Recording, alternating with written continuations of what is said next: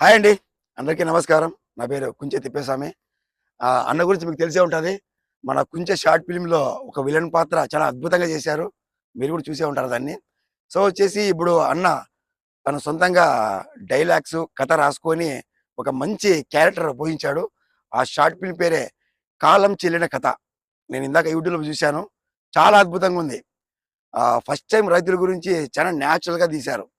మన రైతులు వ్యాపారస్తుల దగ్గర ఎలా నష్టపోతున్నారు, ఎలా మోసపోతున్నారు, ఏంటనేది కళ్ళకి కట్టినట్టుగా చూపించారు.